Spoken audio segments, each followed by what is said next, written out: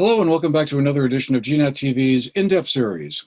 I'm Andrew McKeever, the news director at GNAT-TV's News Project. It's a pleasure to have you with us today on Tuesday, May 10th.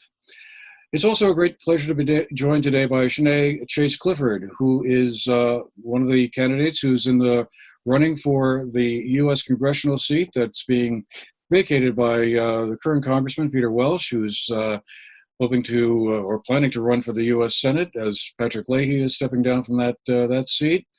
There are at least 5 candidates, maybe more by now, in the running. Ms. Chase Clifford is one of those. She is from Essex, Vermont. She went to public schools there, went on to Boston College in 2013, where she worked in stints in the offices of former Massachusetts Governor Deval Patrick and also the U.S. Department of Housing and Urban Development Secretary Julian Castro while completing her undergraduate work. After completing a master's degree in social work, also at Boston College, she completed a year-long fellowship with Representative Ayanna Pressley of Massachusetts. She represents a district in the Boston area. And returned to Vermont in 2020 and has decided to run for public office this year. This would be her first try for a public office. And Ms. Chase Clifford, thank you very much for making the time for our conversation today, and welcome to GNAT. Thank you. I'm really excited to be here, and thank you for having me. Well, it's our pleasure. So just to get us started, let's begin with the obvious question, I guess. What prompted you to throw your hat in the ring for Congress at this time? It's a great question. I'm running for Congress because I know all too well what it is like to grow up in Vermont and to struggle, to be honest. I know what it feels like to love this incredibly beautiful place, but feel like it doesn't love you back. And a lot of our communities feel that way. A lot of our communities feel left behind. And it takes someone who knows what that feels like to be able to advocate and fight for the solutions that really center that experience. Unfortunately, we have far too many politicians who will never have to live with the impact of their decisions, are incredibly disjointed from their communities, and are unfortunately make decisions that are not rooted in real community experience. And we are facing we're facing really urgent challenges, and with such a critical opportunity for Vermonters to re-envision how we're represented, I'm running for Congress to give Vermonters a real choice for progress. And with my experience working on actual federal legislation on the Hill and my background as a social worker, I know exactly why we need more progressive voices in Congress. Well, what are some of the major issues you see as sort of central or paramount to your campaign that Vermont needs that can be tackled at the national or federal level? You list a few of them on your website. I just wondered if you wanted to walk us through some of those main campaign planks that you'll be talking about on the campaign trail. Absolutely. We need a Vermont where every single person can see themselves building a life, whether that's our young people, new Americans, folks who have lived here for generations. Everyone needs to be able to see themselves building a life in our state. And people need to be able to live here with dignity. And to me, that means safe, affordable, dignified housing for all. That means living in places where everyone can have access to gainful union-backed employment. And that also means having a future. So that means a planet where we can live on sustainably and tackling real necessary climate action. So those are just a couple of those things: safe, dignified, affordable housing, gainful union-backed employment, generation-defining climate action. And there are many more things that I hope we get into in this conversation. And also I will add, because it is very top of mind for me all the time, is comprehensive, affordable, and excellent healthcare. Okay, well, let's unpack a few of them then, and I thought we could start with the housing question, since that's such a central question. It seems all over the state. Certainly is down here in southern Vermont.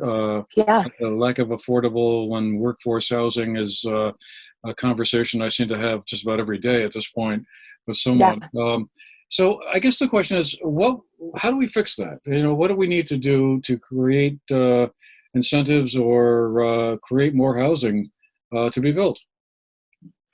Yeah, there's a couple ways that I see this. Certainly, we need to increase our stock of housing, and so that means working with municipalities from the federal level. There's certainly a role as a convener and leveraging federal funding to encourage municipalities to change what is often really archaic and sometimes can be anti-human zoning that prevents us from building more housing. And that is certainly a problem. I'm in the process of buying a house as well and looking around southern Vermont, and it is really hard. It's a really hard thing to do. And it's really easy to get outbid very quickly. People come in and make, big cash offers, and it's really hard for regular people to just to achieve that real sense of the American dream and buying a house and achieving home ownership. And a part of that is certainly building more, and also increasing access for folks to get first-time home buyer supports and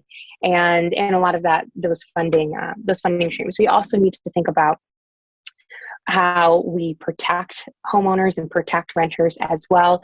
Particularly, I'm up in Chittenden, so I think about the renting side of things a lot in Burlington, in making sure that we are addressing real challenges in homelessness and in rent gouging. And it's really hard. I have talked to some folks talked to this one person in particular who was sharing that they live in a studio apartment in Burlington, have a shared bathroom, and pay over $1,500 a month in rent. It's a really at a critical level.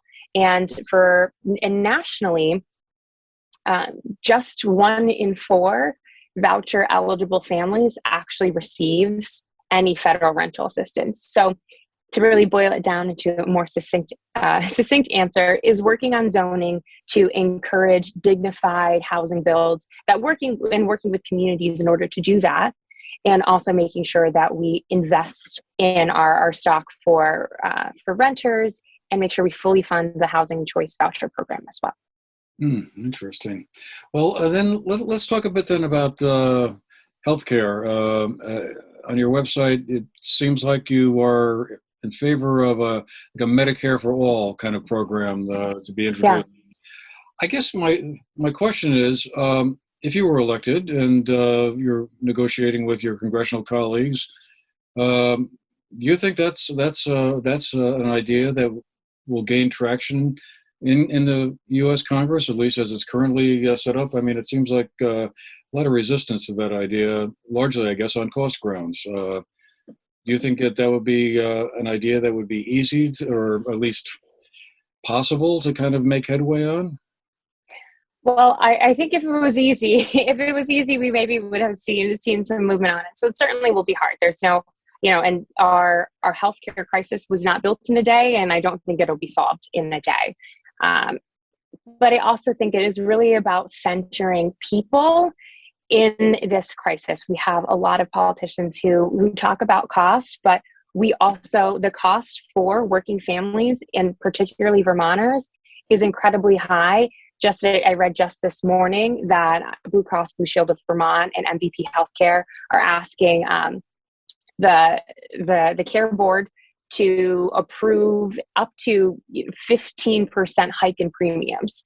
So that, some folks could be seeing up to a $700 increase in their premium. So when we talk about cost, we should be focusing the real cost of healthcare on our working families and the cost that they see pulled out of their paychecks every month, and how really inaccessible care is because of the cost.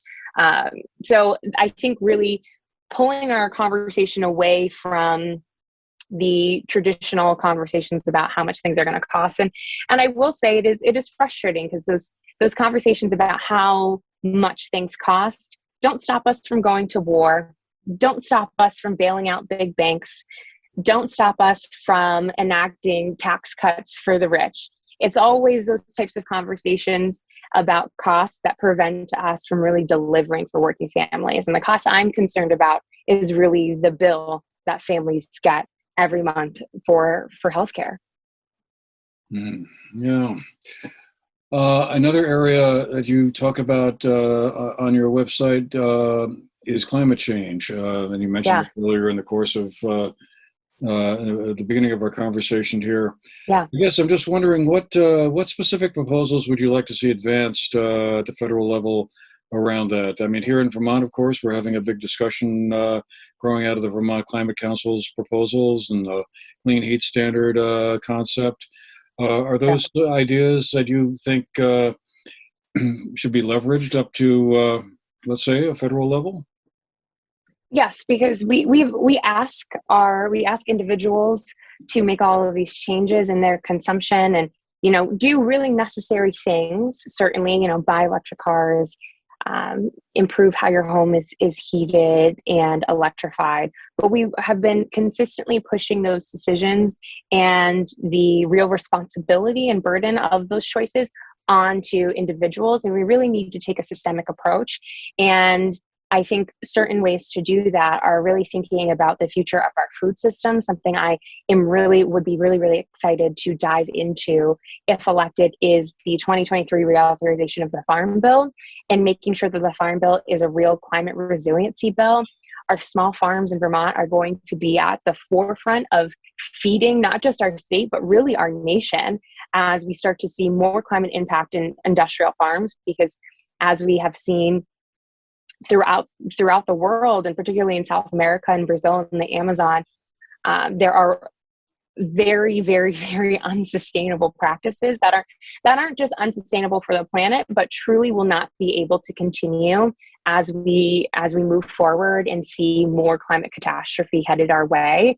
And so making sure that we support our small farms and we allow them to access the same types of credit that we allow mass industrial farms to access, making sure that we have the right incentive structures. So we're not just incentivizing, industrial farms to do the bare minimum to, meet very, I think, short-sighted climate goals, but we're also supporting our small farms that are already doing tremendous regenerative agricultural work, not just because they, certainly out of the goodness of their hearts, but also because they have to, because they don't have the luxury of moving on to the next 100 acres of land, and they don't have the luxury of taking the land for granted. So really centering our Vermont farmers, making sure that Vermont farmers show up in our hearings about the Farm Bill, and that they're at the table and are able to have a say. I think I talk to a lot of farmers too who are frustrated about incentives to get, the organic stamp, and how there's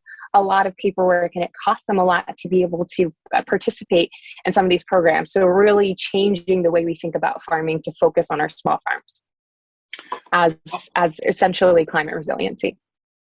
One of the other aspects to that with agriculture has been concerns about effluent and runoff, fertilizer runoff that have created problems in lakes and streams.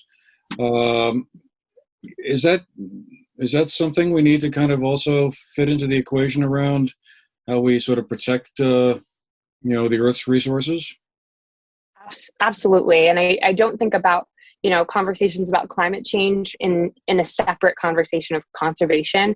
They are very much interconnected. And so exactly to your point, we have to think about them together. So as we're supporting our smaller farms, I think inherent in that is making sure that they're able to use safer materials, use safer practices for how runoff is managed, and also building those connections with the community. So our farmers are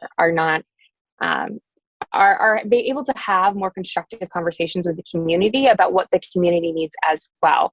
So I don't think it's an either or conversation. It certainly needs to be part of how we think about farming of the future, and making sure that they are really centers of regenerative agriculture, carbon sequestration, water quality, biodiversity, all of these things. And part of those is making sure we're centering conservation at every step of the way. I wonder, we've talked for at this point, quite a few decades about Yeah, weaning ourselves off of fossil fuels, oil and right, coal. And of course, a couple of months ago, we saw the situation in Ukraine explode, and right. oil and natural gas exports from Russia being stopped or at least clamped down on. Hmm. It struck me at the time that that might be an opportunity to kind of double down on trying to wean off from fossil fuels. That the cost of those fuels was now going to become so high that the alternatives, renewable alternatives, would seem like all of a sudden there's not a price differential going on any longer. Do Right. you think that's an opportunity to move forward on that, or are we still looking at a period of time before we can really, shall we say, have the economic incentives in place to make renewables like wind and solar uh, more widely used? And I think you're absolutely right. I think now is the time, and I think we do have a number of economic incentives to really invest in renewables, and also for decades as well, our working families have been at really at the mercy of costs of fuel, and the more we invest in renewables, the easier we do make it for working families. And I will say too, this specific point about the Russian caused conflict in Ukraine. I've heard some politicians say the response needs to be to produce more and to drill more in the United States domestically, and I do not believe that's the answer. And also because production does take a little while, so I there to me it feels like a covert way to really keep giving back to our fossil fuel industry, which is certainly not an industry that needs any further handouts from anybody. Because as we know, production now is really we wouldn't see that oil for a number of years. So again, I think there is a real lobby from fossil fuel industries to take advantage of this humanitarian crisis to say, sure, let's drill more domestically. So I really, really want to be able to tell the story of what's really going on in our fossil fuel industry, and make sure folks know that we give so many outs and so many handouts to the fossil fuel industry that don't do anything. The idea that that accurately pricing fossil fuels will really hurt working families. We can protect against that because we have so many handouts for fossil fuel companies that don't do anything to make oil and gas cheaper. They just line the pockets of fossil fuel executives. So really making sure that we can see through, I think, what is really a sleight of hand from fossil fuel industries that are taking advantage of this crisis. Let me just pivot to another area here, which again has gotten a lot of attention recently, and not just since the start of the COVID pandemic, but before that, and that's the question of the lack of affordable childcare and the lack of enough people working in the industry to provide enough childcare for all the folks who are seeking it. I mean, it's been a well identified and well defined problem for quite a while. I guess Yeah. my question is, again, if you were able to have some leverage on this, what do you think the solution is? I mean, is it simply a case of paying childcare workers more money? I mean, right now, from what I read, the salary levels are well, pitiful, really, for Yeah. them, and clearly not able, less than what you would need to make a living out of. Right. But perhaps beyond that, what do we need to do to fix this?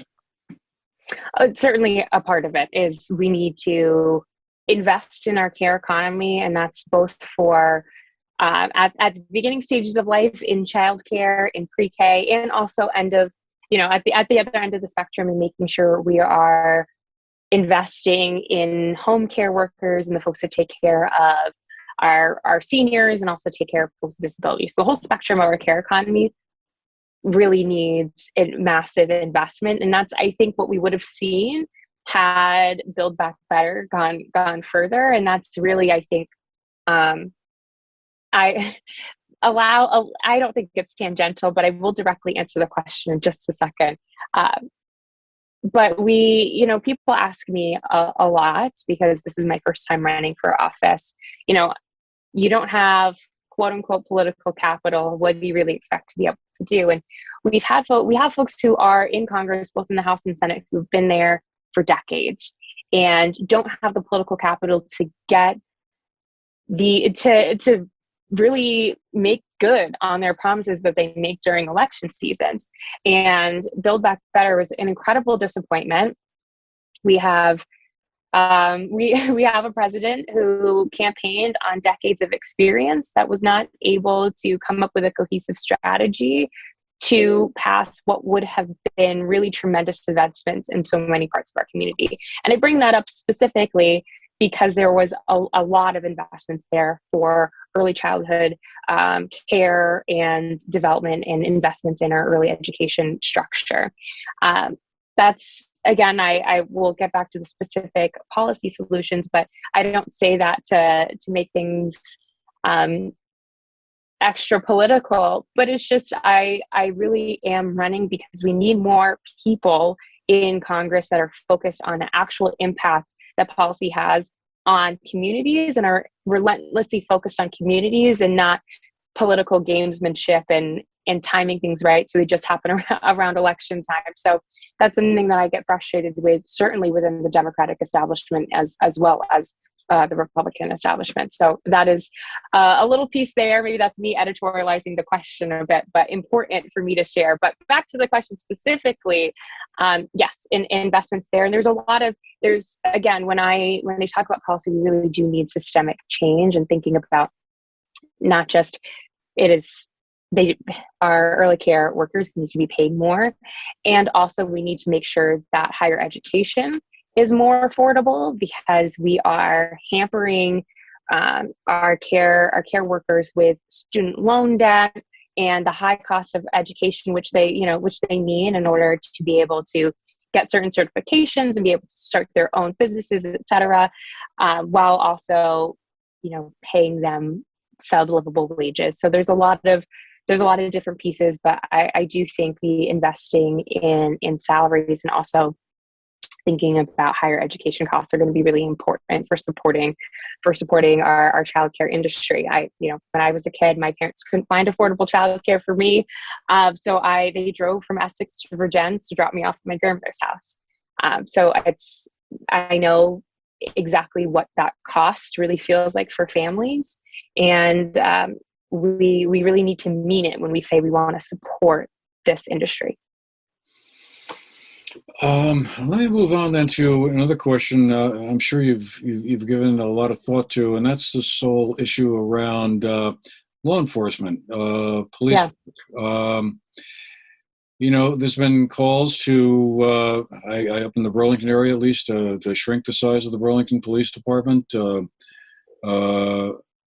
I guess I just wondered if what you think, again, might be the solution to some of the issues and concerns a lot of us have around policing, that it's fairly administered and what have you.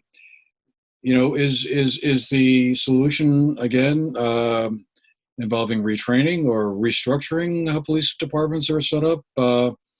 As a social worker, perhaps you think there ought to be more social workers embedded in a police department, or maybe not. But I'm just wondering, what is your analysis of that whole issue tell you?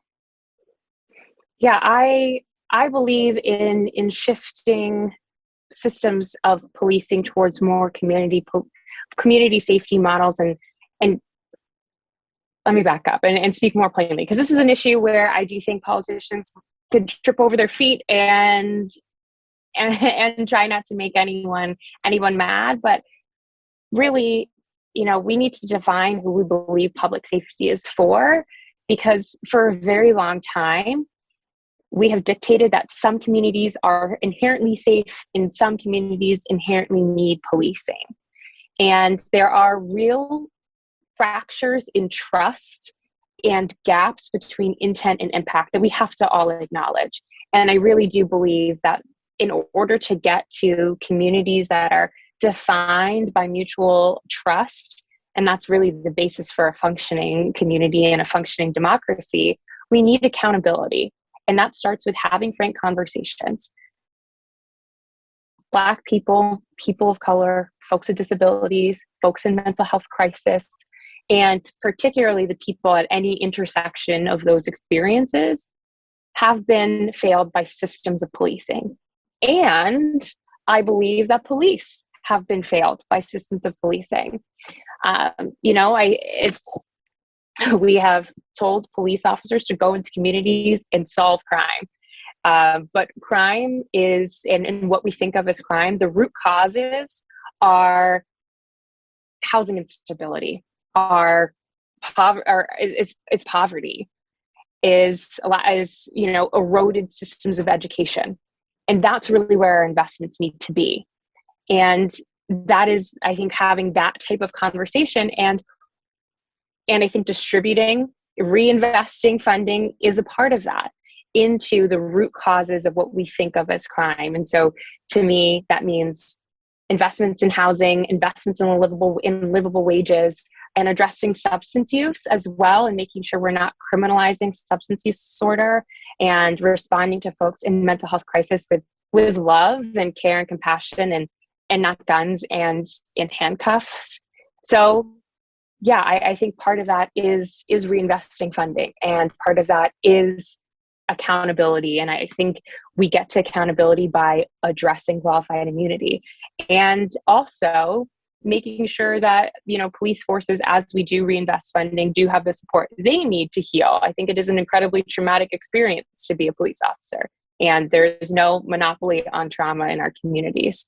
So also making sure that they can access folks who are trained to just de-escalate, folks who are trained to actually intervene in crises, like social workers, like psychologists, et cetera, who are trauma informed and culturally responsive. So it's a big question, and I know folks are going to hear that and perhaps maybe my answer means I'm not the candidate for everybody, but my promise will be to always be honest and speak frankly about how I feel.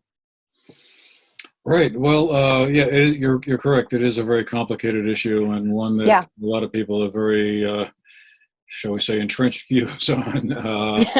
Yet it's also, as you well know, been a very hot topic of conversation in a lot of parts of the country, not just recently, but for quite a while. Absolutely. The solution seems to be very elusive. But anyway, we only have a couple of minutes left, and there's about 5 or 6 things I'd love to kind of. I will try to keep my answers shorter. That's okay. No, some of these things are complicated questions, and they resist the 30-second response. But I guess just to kind of bring us to a close here. One of the things I've been watching myself over the past. You can go back a long way, I guess, but let's say the last 10 or so years, is the division and polarization that seems to have occurred within the country. I don't think we're the only country that's going through that process, and many people point the finger at social media and a few other things that are going on. But I guess I just wondered, if you were elected to Congress and had the sort of ability to kind of look at some of these issues from a broader level. Mm-hmm. I mean, what do you think we need to do to begin to heal some of those divisions, or at least enable people with differing points of view to be able to talk to each other in a way where we don't wind up screaming at each other within 10 or 15 seconds? And that too is a very complicated question. I apologize for leaving so little time for that. But, I will try to take my best crack at it. Any thoughts about that as to how do we kind of bring things back to a point where we can talk to each other and get things done in Congress? Because now in Congress, as you all know, things seem to that's where legislation goes to die, because nobody can agree on it. I have two primary answers, and I'll try to get to them both quickly. I think first is really disrupting politics as usual. This insistence on defending parties at all costs, even when I think there are real flaws in both parties, because we do not have a strong third party system. Of course, we just have the two parties, and I think folks' insistence on what feels like sometimes is, I will be honest, feels like blind loyalty, undermines our democracy, and that's on both sides. I think that people see real dysfunction, and when they're told, no, it's not us, it's these people, it undermines people's lived experience, that actually lots of people, regardless of what letters at the end of their name, campaign and talk big to win elections and then fight small when it actually comes to working families.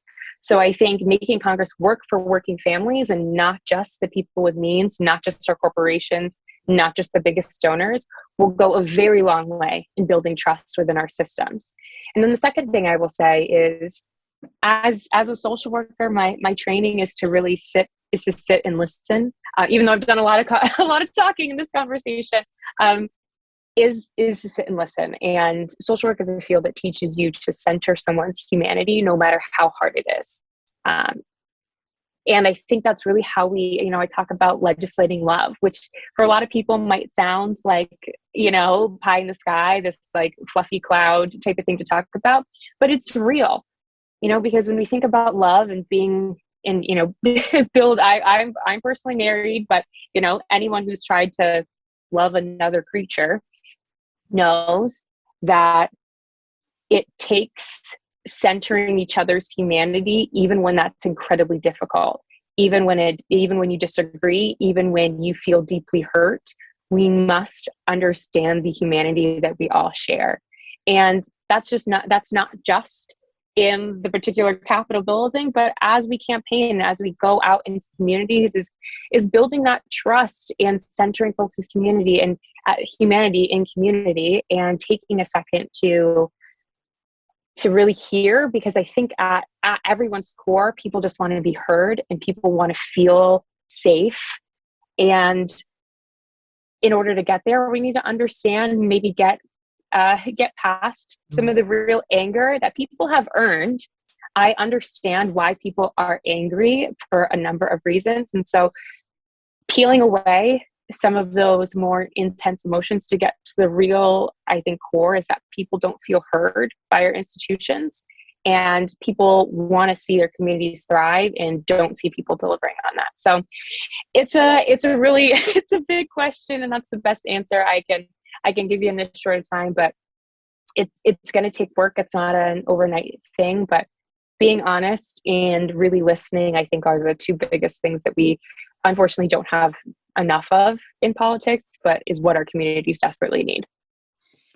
Yeah, indeed. I guess unfortunately we'll have to leave it there for today. Like I was saying earlier, we could probably talk for another half an hour quite easily. I would love to. Maybe we can schedule another time. Well, that would be great. I'd enjoy that. But meanwhile, we'll leave it there for today. Sianay Chase Clifford is one of the 5 Democratic candidates running in the Democratic primary for the U.S. congressional seat. And I believe the August primary, it's August 9th, I believe. But August 9th, yep. Early voting, I know, takes place before then. So yes, and you'll have to select which ballot you would like. So you'll have to request one. One won't be automatically sent to you, I believe, at this point. So, so make sure you have a voting plan. All right. Well, again, thank you very much, Ms. Chase Clifford, for your time today, and good luck out there on the campaign trail. And we might see you back again on GNAT at some point between now and August. I hope so. Thank you so much for having me and for the conversation. My pleasure. And thanks to all of you who've been with us today as well. I hope you found our program interesting, and we'll see you again the next time. Meanwhile, have a great day.